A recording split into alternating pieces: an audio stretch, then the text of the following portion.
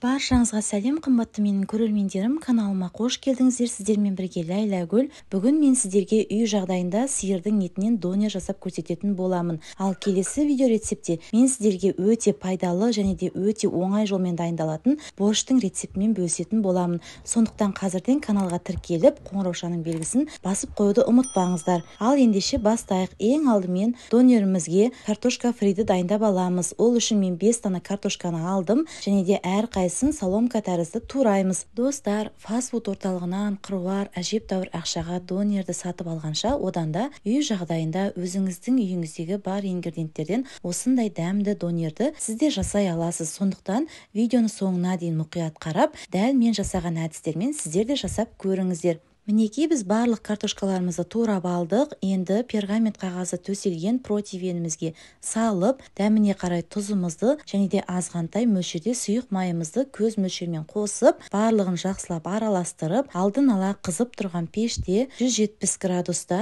20 минутқа пісіріп алдым. Пісуін өзіңіздің пешіңізге қарап көресіздер. Менде смек пеші, сондықтан менде ұзақтау пісті. Егер де сіздерде әсел пеші болса, онда тез пісіп кетеді. Сондықтан қадағалап отыруды ұмытпаңыздар. Енді алдын ала тартылған майсыз сиырдың фаршын аламыз. Тауықтың төс етінен дайындасаңыздар да болады. Және де бір дана пиязды осылай ұсақтап 4 бұрышты бөлікке бөліп турап аламыз. Енді отқа табамызды қойып, үстіне аздаған сұйық майымызды құйып, ең алдымен пиязымызды жақсылап қызарғанша қуырып аламыз.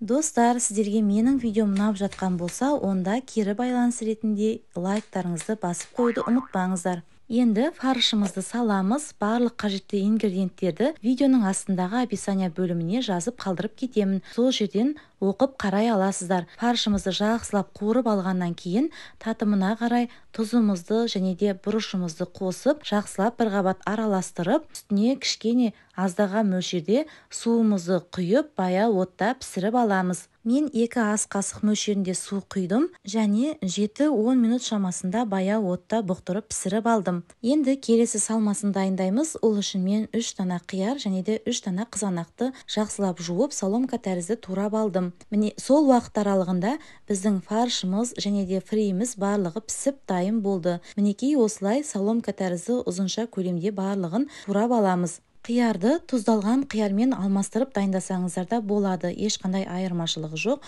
өте дәмді болып шығады. Барлық өнімдерімізді осылай ыдыстарымызға салып, жанымызға дайындап аламыз. Енді мен донердің осындай дайын қамырын пайдаланып жатырмын. Бұл 4 бұрышты қамыр өте жұқа болады. Осы 4 бұрышты формасын алып қолдануға кеңес беремін. Және де домалақ формасында да болады, ол кішкене қалыңдау болады. Маған осындай 4 бұрышты көлемдегісі ұнайды.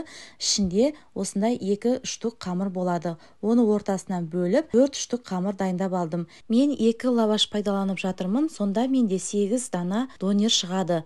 Ең алдымен қуырылған фаршымызды жағып шығамыз. Барлығын көз мөлшермен дайындайсыздар. Оның үстіне фриді орналастырамыз. Оның үстіне қызанағымыз бен қиярымызды орналастырып шығамыз. Және де татымына қарай тұз себуді де ұмытпаңыздар. Енді донеріміздің соусына мен майонез бен кетчупты қолданып жатырмын. Өзіңіздің қалауыңыз бойынша көп немесе аз мөлшерде қолдансаңыз болады. Жақсылап ораймыз. Екі жақ шетін алдымен бекітіп аламыз. Содан кейін донерімізді орап бастаймыз. Барлығын видеодағыдай жасап шығасыздар. Сіздің өңірде донердің бағасы қанша теңге тұрады? Біздің өңірде осы сиырдың етінен жасалған донер 1200 теңге тұрады. Ал мен бұл донерді бар жоғы 2000 теңге мөлшерінде үй жағдайында дайындап алдым. Сіздер де солай дайындап көріңіздер. Мінекей осылай барлық донерімізді орап шығамыз. Және де оны грильде пісірсеңіздер де болады, және де табада пісірсеңіздер де болады. Құрғақ табамызға осылай донерлерімізді салып, екі жақ шетін қақпағын жауып, баяу отта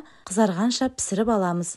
Мен сіздерге қазір 2 түрлі дайындау әдісін көрсетемін. Алғашқысы осылай табада жақсылап пісіріп аласыздар, ал екіншісі грильде пісіріп алатын боламыз. Мінекей осылай екі жақ шетін қызарғанша жақсылап қуырып пісіріп аласыздар. Грильдің градусын 180 градусқа қойдым және де қызарғанша пісіріп аламыз. Достар, егерде сіздер әлі де менің каналыма тіркелмеген болсаңыздар, онда осы қазақша контентті каналдың өсуіне, дамуына аз да болса өз үлесіңізді қосып, каналға тіркеліп қоюды ұмытпаңыздар. Алдағы уақытта сіздерге көптеген жаңа видео рецептер шығаратын боламын. Кафедегі пиццадан да өте дәмді болып шығатын пиццаның оригинал қамырының видео рецептісін және де кафедегі фрилардың қалай жасалу жолын барлығын көрсететін боламын. Алдағы уақытта каналыма шығатын болады, сондықтан да каналымды жоғалтып алмас үшін дәл қазір тіркеліп алуды ұмытпаңыздар. Донердің сырты қытырлақ болып пісуі үшін сіз табада кішкене көбірек ұстасаңыз, донердің сырты қытырлап әдемі болып пісетін болады.